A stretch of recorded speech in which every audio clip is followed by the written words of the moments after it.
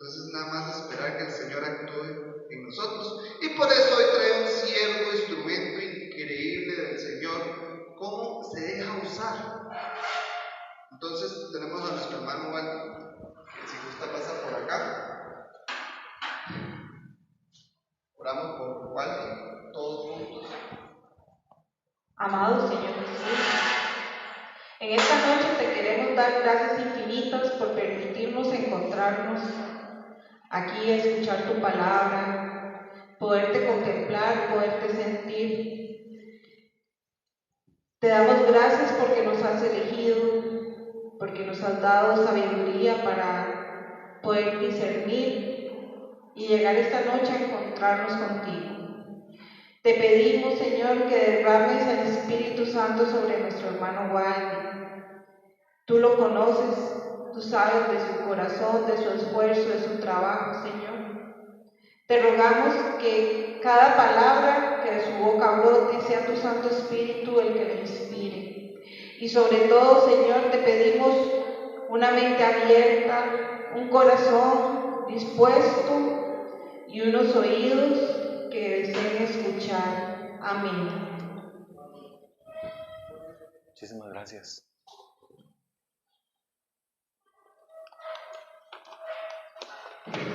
Buenas noches. Dios les bendiga, mis hermanos. Estamos felices, estamos alegres porque Cristo está. Cristo está. Cristo ha resucitado, aleluya. Verdaderamente ha resucitado, aleluya, aleluya. Seguimos en Pascua, estamos apenas en la segunda semana de Pascua, un tiempo que es, sabemos ya, 50 días después de la resurrección del Señor.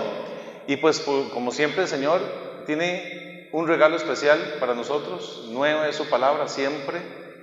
¿Usted ha escuchado la voz de Dios alguna vez? ¿Ha escuchado como la santa que hoy vamos a meditar sobre una santa también en su vida, Santa Faustina Kowalska? Y ella escuchó la voz de Dios y anotaba en un diario lo que el Señor le iba diciendo por petición de su director espiritual. ¿Usted ha escuchado alguna vez a Dios? ¿Ha escuchado a Dios? Audiblemente. ¿Ha escuchado la voz de Dios que le habla al corazón? ¿Alguna vez? Bueno, cada vez que movemos las páginas de la Escritura, dice también San Jerónimo que es como mover los labios de Jesús, los labios de Dios. Y cada vez que terminamos de proclamar la palabra decimos, esto es palabra de Dios. Por lo tanto es Dios mismo hablándonos. Por eso tenemos una actitud respetuosa ante la palabra, por eso tenemos una devoción ante la Escritura. Por eso en el Evangelio, en la liturgia, nos ponemos de pie y estamos atentos. Por eso nos sentamos atentamente como un discípulo a escuchar lo que la palabra nos quiere decir. Esta noche el Señor pues, nos va a hablar también al corazón y depende de cada uno de nosotros qué queremos llevarnos de este hermoso mensaje. Es un mensaje bastante sustancioso, por lo tanto voy a tratar de ir lo más rápido posible a las ideas centrales de este mensaje para que en el tiempo que tenemos sea provechoso para nosotros. Les hablaba de una santa que, bueno, en su inicio se llama Elena, y nace en una familia polaca que en el tiempo en donde ella está oprimida por Rusia, una polaca muy confusa, allá por 1930 y tantos, y resulta que ella tiene en su corazón la vocación a la vida religiosa. Pero en ese tiempo había que dar una dote o dar alguna ofrenda a la casa religiosa donde iba a ser acogida la persona, y sus papás no tenían para esto. Entonces la mandan a estudiar, logra estudiar solo 2 semestres y ya por ser más grande tiene que dejar el estudio a los 14, 15 años y se va a trabajar en casas haciendo limpieza. 1 año, regresa al año y sigue con la vocación. Todavía no hay dinero para poder ingresarla a ninguna orden religiosa. Entonces se va a trabajar otro año y en ese año se va y empieza a comprarse cosillas. Usted sabe, como cuando uno empieza a ganarse la primera platica, ¿verdad? Empezó a ahorrar y se compraba ya algunos vestidillos por ahí, bonitos, era de salir un poco en las noches, y en una de esas que salió, estaba bailando con su hermana Natalia, en lo más y mejor ahí, qué sé yo, como en el típico Copey, ¿verdad? Ahí con Grupo Nácar, y estaba aquella hermanita bailando ahí contenta, y de un pronto a otro escucha una voz fuerte que le dice: ¿hasta cuándo me vas a seguir evitando? Y ella distingue la voz de su Señor. Y entonces empieza a buscar en diferentes órdenes religiosos hasta que encuentra una que le acoge, y ahí su nombre cambia a Faustina, quien conocemos hoy por Santa Faustina Kowalska. Ella tiene experiencias místicas con el Señor durante toda su vida, y de ella brota también el cuadro de la Divina Misericordia que el Señor le pide que lo pinten. Ya conocemos la devoción. Bueno, el domingo pasado celebramos esta fiesta, ¿cierto? Celebramos la fiesta de la Divina Misericordia. Y en esa fiesta, antes de celebrar cada fiesta, hay algo que llamamos una novena, que son 9 días de preparación para esa fiesta.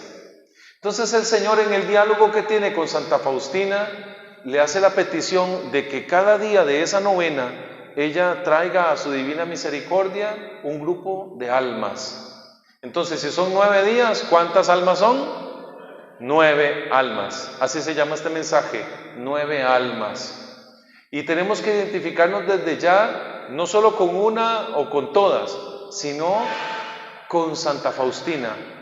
A nosotros hoy el Señor nos está pidiendo también que traigamos a su Divina Misericordia a estas almas, que nos convirtamos en intercesores, de estas almas, en misioneros de la Divina Misericordia. Santa Faustina es conocida como la secretaria de la misericordia. ¿Usted quiere conocer en la estructura, la organización divina del cielo, quién es la secretaria? Santa Faustina es la secretaria. Ella fue la secretaria de su misericordia, dice el Señor, en esta vida y en la futura. O sea que sigue siendo la secretaria del Señor. Entonces la dinámica de este mensaje va a ser que voy a nombrarles cada grupo de almas leyendo textualmente lo que viene en el diario de Santa Faustina. Ojalá que usted pueda apuntarlas, aunque sea el nombre de cada grupo de almas, para que podamos orar por ellas. Primero voy a leerles un numeral introductorio. Los numerales que vamos a meditar esta noche son del diario de Santa Faustina, del 1201 a 1228, para no tener que ir diciéndoles cada uno, sino que ustedes anotan ahí a dónde buscar. Invitación del escritor sagrado. Definitivamente esta noche vemos el altar, que aquí tenemos ya unos rayos de misericordia, y principalmente tenemos allá la imagen de nuestro Señor Jesús crucificado y un costado abierto por la daga, en donde brotó sangre y ¿qué? Sangre y agua. Los sacramentos brotaron de ahí, la misericordia misma, a las 3 de la tarde. Entonces, bueno, estos son los numerales. Deseo que durante estos 9 días lleves a las almas a la fuente de mi misericordia. ¿Para qué? Escuchen, ¿para qué? Para que saquen fuerzas, alivio y toda gracia que necesiten para afrontar las dificultades de la vida, y especialmente en la hora de la muerte. Cada día traerás a mi corazón a un grupo diferente de almas y las sumergirás en este mar de mi misericordia. Y a todas estas almas yo las introduciré en la casa de mi Padre. Lo harás en esta vida y en la futura, y no rehusaré nada a ningún alma que traigas a la fuente de mi misericordia. Cada día pedirás a mi Padre que las gracias para estas almas sean por mi amarga pasión. Vean qué bonito que el Señor desde el inicio les dice el para qué, y aquí entramos todos de un inicio. Todos necesitamos fortaleza, o al menos yo, fortaleza, alivio y todas las gracias necesarias para afrontar las dificultades de la vida, porque todos hemos pasado, estamos pasando o pasaremos dificultades en algún momento, todos. Entonces este mensaje es para todos, y que podamos recibir alivio, y hay una promesa desde ahí que dice el Señor: yo los introduciré en la casa de mi Padre. ¿Usted quiere ir al cielo? Acérquese a la puerta que está en el costado abierto de Cristo. Allí está la puerta para ingresar al cielo. El primer grupo de almas son 9, entonces vamos a ir enumerándolas y dándole lectura al numeral. El primer grupo son las almas pecadoras. Apunte ahí, almas pecadoras. primer grupo de almas. Y en esa yo creo que ninguno nos salimos, todos entramos, todititicos, entramos en estas almas.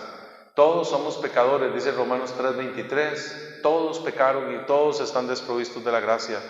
No es por mérito propio que estamos aquí, es por misericordia, porque todos somos pecadores, infieles, todos hemos fallado y vamos a seguir fallando, y eso el Señor lo conoce.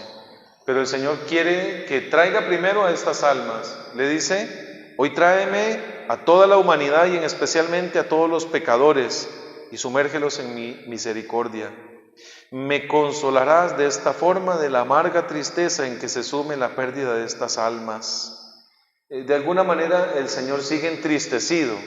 Cristo está vivo, pero Cristo resucitado de igual manera se le presenta a Santa Faustina diciéndole: estas almas me causan una amarga pasión, una tristeza de ver cómo se pierden, entonces tráelas, acércalas. Yo creo que aquí no hay mucho que profundizar. ¿Quién más necesita misericordia si no es el pecador? ¿Quién más? El Señor dice que no es por los sanos que vino, es por los enfermos, no es por los justos, sino por los pecadores. Ahí yo creo que no hay mucho que explicar, se entiende de sobremanera. El segundo grupo de almas es las almas de los sacerdotes. Almas de los sacerdotes. Vean que en la misma población, en la misma humanidad existen diferentes grupos. Los que son más viejillos de estar en el movimiento recuerdan que antes había un ABC del movimiento y después pasamos a los 7 pilares del movimiento en Victoria. Y cuando nos daban ese mensaje, el padre Denis nos explicaba que habían almas comunes y almas selectas, almas seleccionadas, almas distintas. Hay distintos grupos de almas y entre ellas las de los sacerdotes. Y hoy es muy necesario que traigamos a nuestros sacerdotes, hoy y siempre, pero hoy más que nunca. Vamos a ver más adelante por qué es que es importante que traigamos a las almas de los sacerdotes, de aquellos que usted conoce y de los que no conoce, del que lo bautizó, del que le ayudó en la primera comunión, en su primera confesión, de su director espiritual, del que falla, del que está preso, del que está anciano, del que está enfermo. De todas estas almas hay que traerlas allí. ¿Por qué? Escucha el mismo Señor. Ellas me dieron fortaleza para soportar mi amarga pasión. A través de ellas, como a través de canales, mi misericordia fluye hacia la humanidad. A través de ellas como canales. Si no hay sacerdotes, no hay Eucaristía. Si no hay sacerdotes, no hay confesión. Si se acaban las vocaciones, se acaba también el auxilio de la iglesia. Y el Señor lo prometió, que ni los poderes del infierno iban a poder prevalecer sobre esta iglesia, la iglesia de Jesucristo. Entonces, es a través de ellos, de los sacerdotes, que nos viene a nosotros la misericordia. No hay otro canal, es un canal, ellos como canales, viene la misericordia a nosotros. De ello quiero que pensemos, hermanos, como matrimonios. Hemos orado nosotros para que en nuestra familia, nuestros hijos, alguno de ellos nazca la vocación al sacerdocio. Ahora que los vimos irse de acá, los chiquitines, a una hija que se haga religiosa, ¿quién de los que estamos acá ha orado por eso? ¿Alguna vez? Una vez, sí, bendito Dios. Y cómo el Señor premia estas oraciones. Tenemos frutos dentro del mismo movimiento de seminaristas que hace poco dijeron que sí. Ahí tenemos a Josué Severino, el hijo de nuestra hermanita santita, Carla Severino. Está José, también otro muchacho de Moravia, José, hijo de Luis Fernando Iqueina, que están haciendo este proceso de discernimiento y han ingresado ya. ¿Y cuánta falta hace que oremos por estos muchachos que son valientes en tener esta vocación en un tiempo como el que estamos? Es de valientes. Entonces hay que orar por ellos, por buenos y santos sacerdotes, sacerdotes que amen la misión, que amen su vocación. Oremos por ellos. En el tercer día vienen las almas fieles. Hemos tocado ya 3: almas de pecadores, almas de sacerdotes y de consagrados, religiosas, religiosos, y familias cristianas, dirá la jaculatoria que rezamos, y matrimonios consagrados también van allí de alguna manera. Pero hay unas almas, a diferencia de las almas pecadoras e infieles, hay unas almas que son devotas y fieles. Mi abuela decía que las devotas van al cielo. Yo no sé por qué. Cuando ve a alguien con botas, ay mamita, usted seguro se salva porque las devotas van al cielo. pero no es ese tipo de botas, son la devoción, almas que son muy... Usted ha conocido personas que desde que usted la ve, usted dice, esa mujer transmite santidad, esa mujer de verdad que se nota una devoción a la Virgen, a la Eucaristía, al Santo Rosario, a la palabra, a la misa. Hay personas fieles, devotas, y las personas fieles y devotas no siempre son aquellos que están delante de un gran movimiento.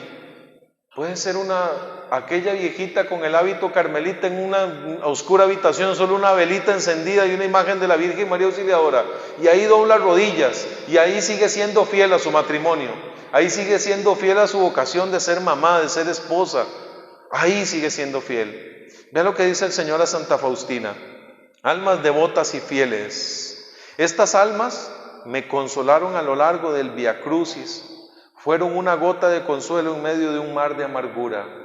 Esta amargura de la pasión fue de alguna manera saciada con una gota de consuelo de estas almas, las almas que son fieles. Almas como María Goretti, por ejemplo, que siempre hemos recordado a esta mujer, pero también Santa Gema, una chica que recibió los estigmas y siendo muy joven tuvo que mantenerse fiel ante el ataque del mismo Satanás, que la lastimaba, que la molestaba, que la golpeaba, y siguió siendo fiel ahí. Es de estos santos que dicen, prefiero morir antes que pecar. Esa expresión, prefiero morir antes que pecar. Almas fieles, que siguen siendo fieles. Hoy hay muchos que son fieles. En Ucrania, en esta guerra que están pasando, hay muchos sacerdotes que celebraron la Pascua en medio de este bombardeo, siguen siendo fieles. Hay que traerlos a su divina misericordia. Cuarto grupo de almas. Almas que no le conocen. Almas que no le conocen. Y en un momento como en el que estamos, 2000 y tantos años después de que Cristo vino, entregó su vida y resucitó por nosotros, podemos pensar, ¿será que hay gente que no conoce de Jesús? En un mundo globalizado que un video se hace viral y llega a cientos de miles de millones de personas en cuestiones de minutos. Y vemos que Shakira saca algo y ya está viralizado, ¿verdad? Un montón de gente un montón de mujeres que ya no lloran y ahora solo facturan, pero en segundos. Se globaliza esto y usted dice, ¿cómo es que no han conocido a Cristo? Tanta predicación, tanta palabra, tanta iglesia. Pero hay que ir un poco más allá de lo que ven nuestros ojos. No allá en África, no en Uganda, no en el Oriente, allá donde son menos los católicos. En nuestras casas, en nuestras familias, hay personas que no conocen a Jesús. Han oído hablar de Él, pero no le conocen. Oír de algo no es lo mismo que conocerlo. Oír de alguien no es lo mismo que estrechar su mano, que abrazarle. Hay familia entre nosotros que no conocen a Dios y son las generaciones más jóvenes, lastimosamente, los que están creciendo sin Dios. Nietos que ya nuestros hijos no los quieren bautizar, por ejemplo. Hay personas en donde ya la abuelita devota se murió, entonces ya nadie rezó más el rosario. Aquella alma fiel de la abuelita ya murió, ya nadie reza el rosario, ya no vamos a misa. Matrimonios en donde no se conoce una Biblia, en donde no se viven los sacramentos. Confesión una vez al año. Es increíble ver cómo las liturgias penitenciales se abarrotan los templos y durante toda la cuaresma está el sacerdote solo esperando quien llegue a confesar si no llega nadie. Pero llegamos como en una pasarela porque somos almas que no le conocemos todavía. Entonces cuidado, no pretendamos que son las que están en Talamanca, los indígenas o otros más lejos. No, en nuestros propios hogares. Dice el Señor a Santa Faustina, hoy tráeme a los paganos, aquellos que todavía no me conocen. También pensaba en ellos durante mi amarga pasión y su futuro celo consoló mi corazón. Sumérgelos en el mar de mi misericordia. Hechos capítulo 7 versículo 51 es una cita de referencia y ahí el escritor sagrado San Lucas narrando en voz de Pablo dice, ustedes que todavía se resisten al Espíritu Santo, porque hay gente que no le conoce y no quiere conocerle, se resiste a recibir de Dios. Viene una asamblea y sigue con indiferencia, aún guardo recelo a dejar que Jesús entre en mi vida. Entonces pidamos mucho por las almas que no le conocen y obviamente aquellos que mueren sin conocerle. Hay gente que muere en este tiempo sin conocer del Señor. conocen de su iglesia, medio saben de la palabra, pero no le han conocido a Él. Hay que orar mucho por estas almas.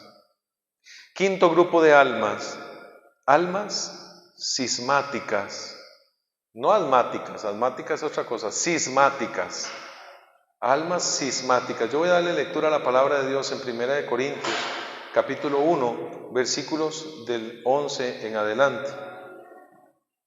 1 Corintios 1, del 11 en adelante.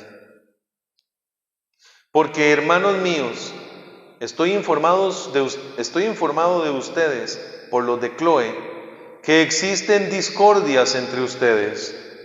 Me refiero a que cada uno de ustedes dice: yo soy de Pablo, yo de Apolo, yo de Cefas, yo de Cristo. ¿Está dividido Cristo? ¿Acaso fue Pablo crucificado por ustedes? ¿O han sido bautizados en el nombre de Pablo? Palabra de Dios. Hace una pregunta allí San Pablo: ¿está dividido Cristo? Cisma viene de una división, el segregar, el partir algo. Y las almas cismáticas han hecho mucho daño a la iglesia y seguirán haciéndolo. En la iglesia hubo un cisma grande allá por el 1500 y aquel sacerdote católico que conocemos que protesta con las 99 tesis pegándolas en la puerta de la iglesia de todos los santos, Martín Lutero. ¿Recuerdan ese nombre? ¿Sí les suena? Martín Lutero es como el padre del protestantismo, por así decirlo. En su corazón no existía la necesidad ni el anhelo de que la iglesia se dividiera como se dividió. Sus protestas, muchas de ellas válidas, pero lastimosamente Satanás, a quien Dios reprenda, el diablo, divide y se metió a través de eso y dividió a la iglesia. Y de ahí nacieron los protestantes, los evangélicos, segregaron y laceraron la Biblia, la palabra de Dios, le quitaron libros y empezó un cisma y ha hecho mucho daño a la iglesia. Pero vean lo que dice el Señor: hoy tráeme a las almas de los herejes y de los cismáticos, sumérgelas en el mar de mi misericordia. Durante mi amarga pasión, ellas desgarraron mi cuerpo y mi corazón, es decir, mi iglesia. Según regresan a la iglesia, mis llagas cicatrizan y de este modo alivian mi pasión. El Señor le dice a Santa Faustina: estas almas despedazan mi cuerpo, es decir, la iglesia. La iglesia es el cuerpo místico de Cristo y las almas que dividen despedazan el cuerpo de Cristo. Y no hay que irnos hasta Martín Lutero. En nuestros propios ministerios hay cismáticos, en nuestras propias comunidades hay cismáticos. Hay católicos que dicen: yo soy católico, pero yo no voy con el Papa Francisco. Yo me topé esta semana en una casa de una conocida, una persona que me dijo: igual hay que salirse de la iglesia. El Papa actual no es el Papa verdadero. La vacante está abierta, la silla de Pedro está vacía, el Papa Francisco no es el Papa oficial, y etcétera, un montón de cosas. La Eucaristía, ya no se puede celebrar, no se puede comulgar la Eucaristía. Lo que están consagrando, eso no es cuerpo de Cristo. Y un montón de cosas. Y una persona que yo conocí muy firme en la fe, se convierten en cismáticos, porque estamos bombardeados por un montón de información falsa, por un montón de redes sociales que nos están enredando. Entonces, cuidado con los cismáticos. ¿O es que acaso no estamos enterados de lo que está pasando en Alemania, hermanos? ¿Han estado escuchando ustedes? ¿No saben qué pasa en Alemania? Hace 3 años, los obispos en Alemania, católicos, pidieron al Papa permiso para hacer un sínodo, o sea, una reunión de todos los obispos de una sección de la iglesia. ¿Para qué? Para intentar implementar en la iglesia algunos cambios. El Vaticano dijo no, el Papa dijo no tienen esa autorización. El dicasterio del Vaticano dijo no pueden reunirse si no está presente el Papa Francisco como luz. Ellos igual se reunieron durante algunos meses, todos los obispos, invitando a un montón de seglares, de católicos, etcétera, profesionales, entre comillas. Hicieron una reunión de obispos llamado Sínodo Alemán, y en ese sínodo la agenda incluía tocar temas tales como estos, y de hecho ya salió. Ellos terminaron el sínodo ahorita en marzo y ya empezó a regir a partir de abril un documento que invita a los obispos de Alemania a implementar lo siguiente. Uno, que es gravísimo esto, que en los seminarios puedan entrar personas transgénero, o sea, homosexuales, bisexuales y todas las letras del abecedario que ya ustedes han escuchado. Que se acepte la ideología de género, o sea, que podríamos tener un seminarista transgénero, o sea, una mujer vestida de hombre o un hombre vestido de mujer, siendo preparado para ser sacerdote. Que los laicos puedan bautizar y también oficiar matrimonios. Otra, que se haga una liturgia especial para que los sacerdotes bendigan a parejas de cualquier tipo. Hombre, hombre, mujer con mujer, adulto con niño, niño con adulta, etc. Esto es una aberración total. Entre muchas otras de estas afirmaciones que puedan existir, al menos, y esto no está pasando solo en Alemania. Tengo un amigo sacerdote en la universidad que nos contaba hace un mes y algo, que ellos, hay una forma de recibir en bautismo a un papá con un papá que viene a bautizar a su hijo, entre comillas, hijo de uno de los dos. Lo traen a bautizar a una pareja de homosexuales y tienen que aceptar que los padrinos sean, si quieren o no, homosexuales, transexuales, bisexuales o todo lo que termine en esto. Entonces, de alguna manera se está desvirtuando y dividiendo y separando la iglesia. Y hay muchos que van a favor del Papa, otros no, dentro de la iglesia. Entonces hay que tener mucho cuidado con las almas cismáticas, porque nosotros podemos caer así de facilito en criticar. Yo no estoy de acuerdo con, a mí no me parece eso, y tomamos de la iglesia como en un buffet lo que nos gusta. La asamblea sí, Eucaristía no. Ay, ¿para qué vamos a ir a misa si ya fuimos a la asamblea el sábado? ¿Para qué vamos a ir a misa el domingo? No sea usted tan fanática, le dice el esposo a la esposa. Entonces tomamos la confesión, no me gusta porque ¿qué me voy a ir a confesar yo con un hombre igual de pecador que yo o más? Entonces tomo la confesión, no, tomo la Eucaristía sí, María sí, y agarramos como si fuese un buffet y nos convertimos en cismáticos. Criticamos lo que no sabemos y no queremos buscar la verdad. Cuidado con eso. Sexta, grupo de almas. Almas mansas y humildes. Almas mansas, no mensas, ¿verdad? Cuando se equivoca. No son almas mensas, porque decía mi abuela que los mensos ni Dios los quiere.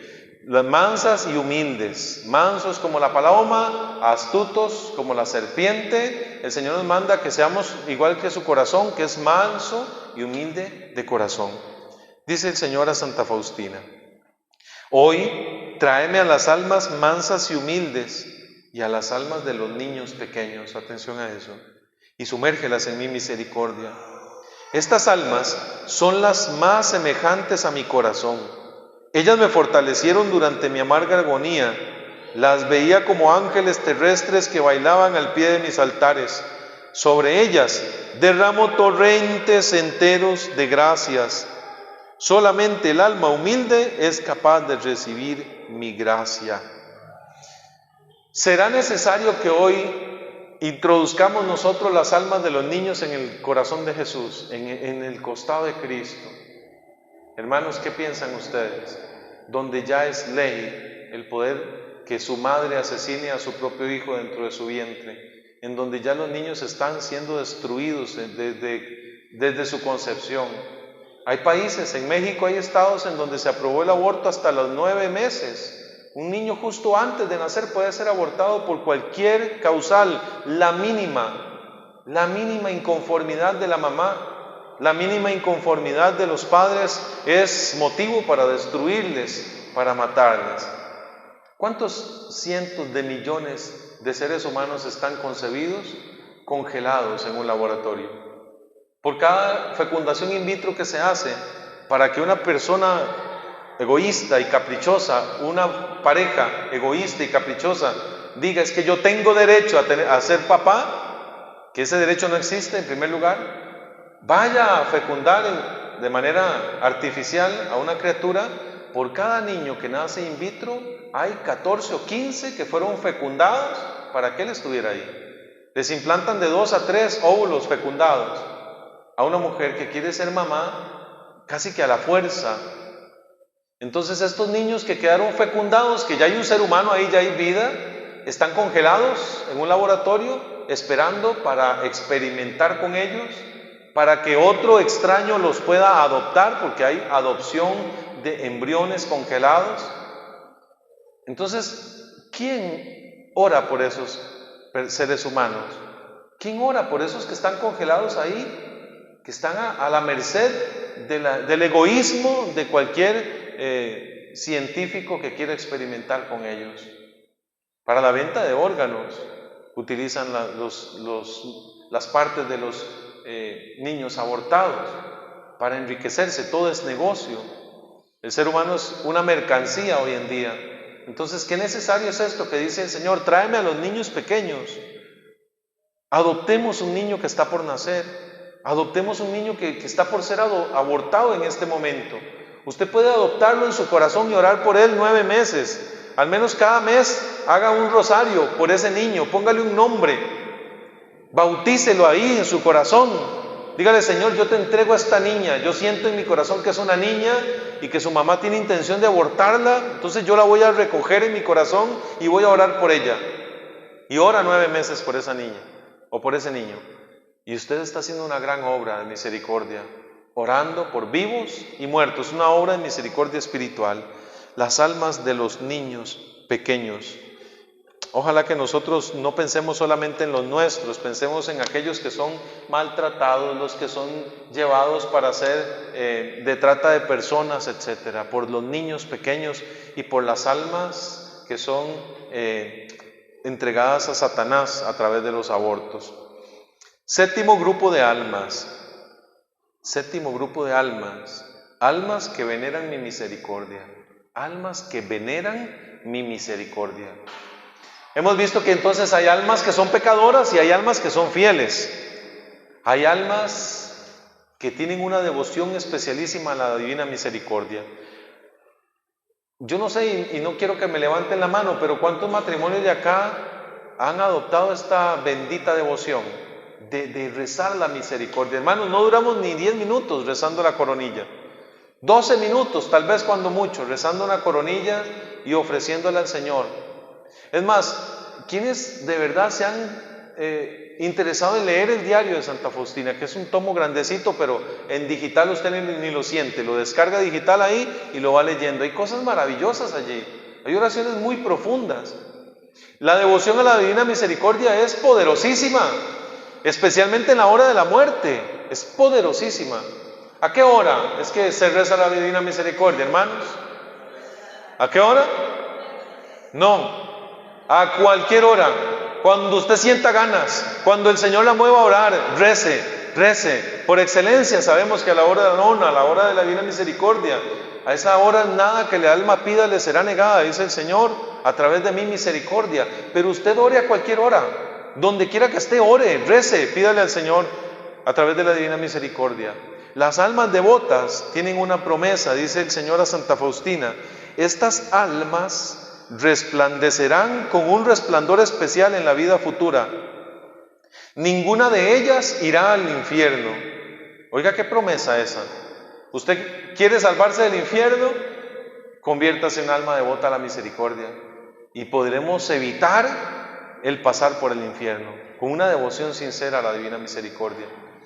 Hay una cita, Mateo 9:13, que invita al Señor también. Hay como una llamada de atención y de cierta manera el Señor nos acude y dice: no han entendido que misericordia quiero y no sacrificios.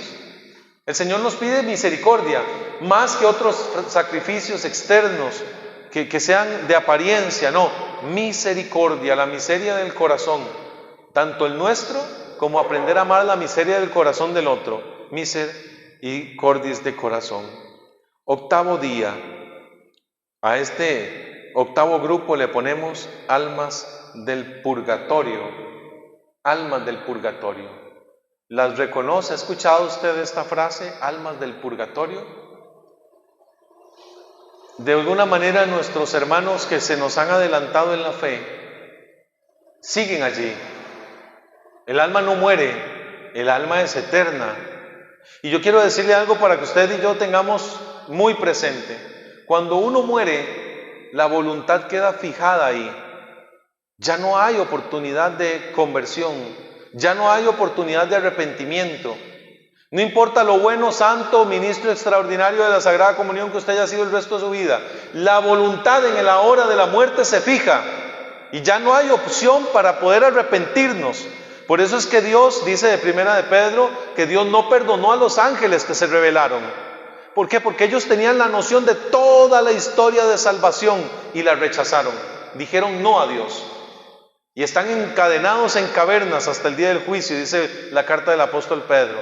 Pero usted y yo, mientras tengamos vida, tenemos opción de decidir por Dios, optar por Dios o rechazar a Dios. Y si en la hora de nuestra muerte nosotros morimos en amistad con Dios, en gracia de Dios, vamos al purgatorio, que por así decirlo es como la antesala al cielo. Ya hemos librado el infierno, pero debemos pasar un proceso de purificación de nuestras manchas de pecado, las máculas de pecado. Ahí están las almas, que ya no pueden pedir por sí mismas. Ellas están de cara a Dios, lo ven en la eternidad, pero no pueden acceder a su plenitud, adorarle, porque aún tienen marcas de pecado. Ellas pueden rogar por nosotros, pero no pueden rogar por sí mismas. Nos corresponde a nosotros orar por ellas, interceder por ellas. Hermanos, si una persona murió y su familia era piadosa, ofrecerá el novenario cuando lo hagan, porque ya ahora casi ni lo hacen, ofrecerá una misa cada año, ofrecerá, etc. Pero ¿y si no es piadosa la familia? ¿Quién ofrece sacrificio por estas almas? ¿Quién ofrece una comunión bien hecha, ofrecida por las almas del purgatorio, por las más y menos necesitadas de su infinita misericordia? Porque a veces rezamos por las más necesitadas de su misericordia, no, por las más y menos, porque hay algunas que también necesitan, almas del purgatorio. ¿Ha visto usted morir a una persona alguna vez? Estar así acompañándola en su hora de muerte. A mí me ha tocado acompañar a varias personas ya en esta hora en oración. Y este lunes me tocó acompañar a una persona que amo con todo mi corazón. Él metió las manos por mí, es mi papá espiritual, fue mi consejero por 20 años. Don Víctor Muñoz Flores, es papá de uno de nuestros hermanos del movimiento, Ronnie Muñoz. Ellos eran de Barba, de Heredia. La familia es de Escazú. Y don Víctor metió las manos por mí, creyó en mí cuando nadie más creía en mí. Y le dijo a Negra, a Noelia, no confíe en él, confíe en lo que Dios va a hacer en él. Confíe en Dios, no confíe en él, porque ya yo he perdido toda la confianza de mi esposa. Él intercedió por mí, no una, un montón de veces. Enfermó de cáncer de páncreas y empezó una agonía muy fuerte. Y en la hora de la muerte, como decía al principio de este numeral, es cuando los demonios vienen y quieren tu alma. Es la última oportunidad que tienen para arrebatarte esta alma y llevarla al infierno. Y es una hora de tormento. Por eso cuando rezamos Santa María, Madre de Dios, ruega por nosotros, ¿qué? Ahora y en la hora de nuestra muerte. Alma de Cristo, santifícame. Cuerpo de Cristo, sálvame. En la hora de mi muerte, llámame y mándame ir a ti. Es que es en la hora de la muerte en donde vienen los demonios a querer llevarse nuestra alma. No podía morir. Yo llegué, desde el mediodía empezó en agonía. Yo llegué a las 8 de la noche, a las 8:20 por ahí fui llegando a ese lugar y empezamos a orar y poco a poco empezó a tener más paz y más paz. Y justamente al terminar de rezar la salve, cuando dijimos amén, después de rezar la salve, exhaló. 20 años de venir con nosotros caminando. Y yo deseo morir como él murió. Su esposa agarrándolo de la mano, su hijo agarrándola de la otra mano, su hija al otro lado de la cama, y este otro hijo adoptivo espiritual que él me recogió desde hace 20 años. Murió en paz, recibió la paz y la misericordia de Dios. El lunes lo enterramos a las 2 de la tarde en Escazú, y mientras bajaban el ataúd en la fosa, mi esposa me dijo una frase que nunca se me va a olvidar. Ya no tenemos más a nuestro consejero. Y créanme que es difícil, es un verdadero papá. Pero ahora tenemos, me dijo, un intercesor. Ya no tenemos un consejero, ahora tenemos un intercesor. Porque ellos están vivos. Hay que orar por las almas del purgatorio. No dejemos de pedir por las almas de los difuntos, de los fieles difuntos, de aquellos que necesitan el auxilio de la gracia. Dice el Señor, está en tu poder llevarles alivio. Haz uso de todas las indulgencias del tesoro de mi iglesia. Si conocieras los tormentos que ellas sufren, ofrecerías continuamente por ellas limosnas del Espíritu y saldarías las deudas que tienen con mi justicia. Llegamos al último grupo de las almas, gracias a Dios que nos dio tiempo de verlos todos. Almas tibias. Y estas sí que hacen daño a la iglesia también, mucho daño, a la iglesia, al matrimonio, a los servidores, a todo. Donde haya un alma tibia, entibia el resto. Y el alma tibia está enferma y necesita buscar cómo calentarse en el fuego del Señor. Vean qué fuerte lo que le dice el Señor. Estas almas son las que más dolorosamente hieren mi corazón. A causa de las almas tibias, mi alma experimentó la más intensa repugnancia en el huerto de los olivos. A causa de ellas dije, Padre, aleja de mí este cáliz, si es tu voluntad. Para ellas, la última opción de salvación consiste en recurrir a mi misericordia. A eso es lo que vamos a recurrir. Apocalipsis 3:16 dice eso, ¿verdad? Que vamos a ser vomitados de la boca del Señor si somos tibios. Le producimos náuseas. Esto es muy fuerte. Y el alma tibia es un alma mediocre, es un alma que solo ve lo negativo, es un alma que no confía en el Señor. Hermanos, va a venir el Señor y ya está acá. Y vamos a disponer nuestro corazón para que podamos entregarle las almas que conocemos que están en estas celdas, pero principalmente nuestra propia alma. Vamos a recibirle con humildad, con sencillez y pedirle al Señor que nos salve. Gloria al Padre, al Hijo y al Espíritu Santo.